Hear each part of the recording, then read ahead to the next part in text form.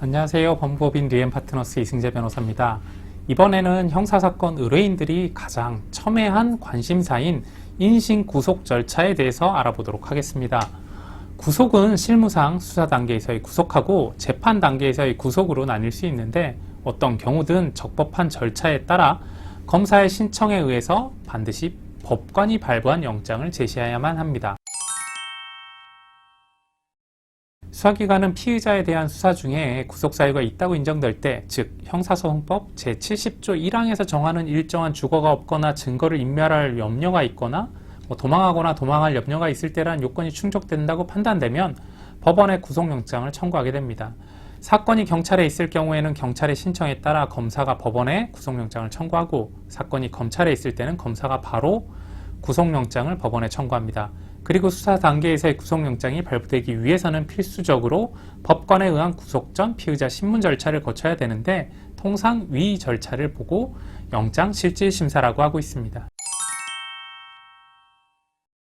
수사기관에서 피의자를 구속한 상태에서 공소 제기를 할 경우에는 재판 단계에서의 구속으로 전환되며 각 심급당 구속기간은 원칙적으로 6개월입니다. 한편 불구속 상태에서 재판을 받다가 법원에서 실형을 선고하는 경우에는 대부분 구속영장을 발부하게 되는데, 이 또한 재판 단계에서의 구속에 해당합니다. 이를 보통 법정 구속이라고 하는데요.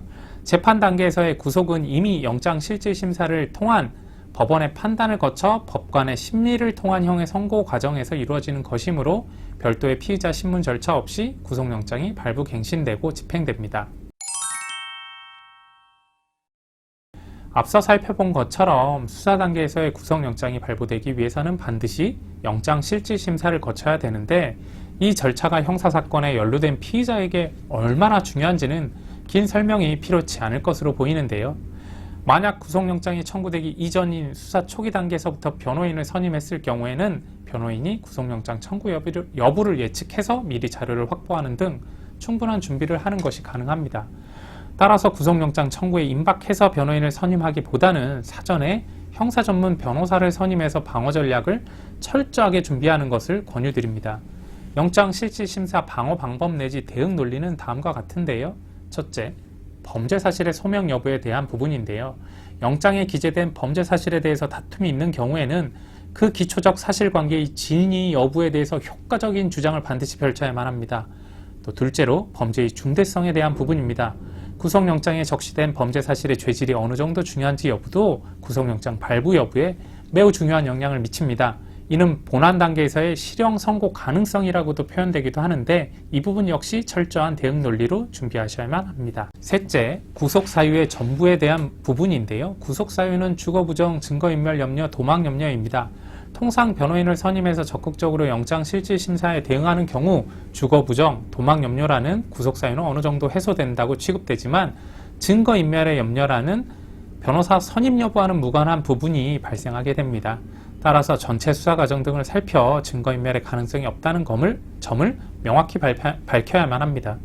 특히 이미 수사기관에 출석해서 피의자에게 불리한 진술을 한 진술자들을 회유할 가능성이 없다는 것을 밝히는 게 중요하겠습니다.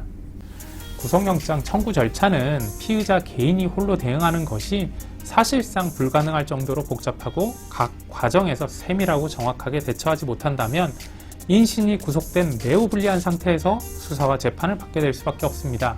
따라서 형사사건에 연루됐을 경우에는 최대한 빠른 시간 내에 유능한 형사 전문 변호사를 선임해서 그 도움 아래 체계적인 대응을 하는 것이 무엇보다 절실하다고 하겠습니다. 오늘 영상 도움되셨다면 구독과 좋아요도 부탁드릴게요. 감사합니다.